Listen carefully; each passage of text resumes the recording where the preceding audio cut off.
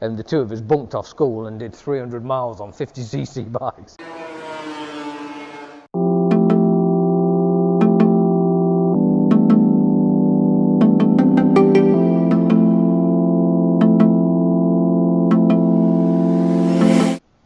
Kawasaki 750 Triple, affectionately known back in the day as the Widowmaker. They did a 500 version and people complained about them being so dangerous. And in typical Kawasaki style, instead of making them more sensible, they made the swinging arm an inch longer and then gave them an extra 250cc and turned them into this beast. It was something that, as a kid, everybody wanted. The way they vibrate, there's nothing like it on the planet. They're just an amazing bit of kit. Not fast in today's terms, but the way they produce power, they had nothing, and then came on song, big wheelies, lots of fun. I mean, this bike came to us, it came in part exchange. It was actually one of the first bikes that came in and out of the door at Chris Walker Motorcycles.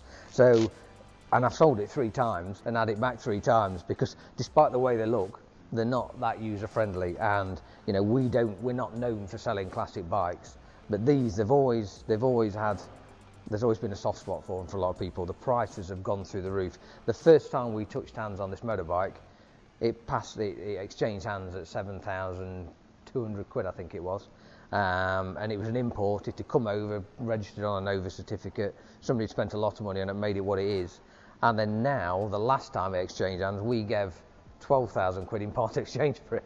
So it's, you know, it's not a bike that I've ridden lots. I have ridden it. I've ridden it to the MOT station, ridden it home, brought it back a couple of times. But as much as I wanted the 2-stroke at the time, when I've then ridden the 4-stroke versions of a similar era, they're a bit more usable for a modern classic.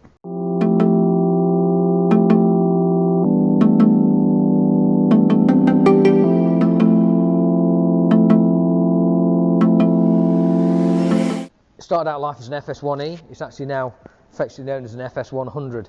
The reason we've got this, really, it did drop on our lap. It's not something we've created. As beautiful as it is, this is how it arrived. So fair play to the man that did it. But when I was 16 and wanted to be on the road, my sister had a Kawasaki an AE50 prior. She was a little bit older than me, and that became my first bike. And I had this Kawasaki AE50. And it was painfully slow. I managed to get an AR80 engine for it, which was 6-speed instead of 5-speed. Back then you could get away with doing things like changing the engine number. So I took the engine to school, and my metalwork teacher, Eric Webster, he was known as, Eric, he was a superstar, and he re-stamped the engine number on my engine for me so it read the same as the 50.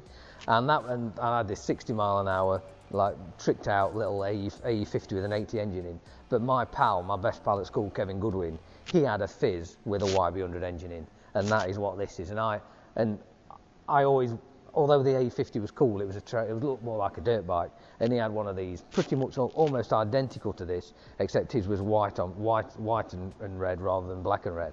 And I always wanted one, and to be honest, for this to have dropped on a lap like that, it took me straight back to when I was 16 and I set my alarm for midnight so I could wake up at, you know, March the 25th, 1 o'clock past midnight. I was allowed to go out on the road for the first time. It was March, it was snowing like it is today, and the two of us bunked off school and did 300 miles on 50cc bikes with 80cc engine in, and he had 100cc engine, and basically never looked back. And that was really the start of my motorcycling freedom, because up to that point I'd had a bike since I was 3, but you had to go with your dad. It was dirt bike and it was motocross and it was a trip up the woods.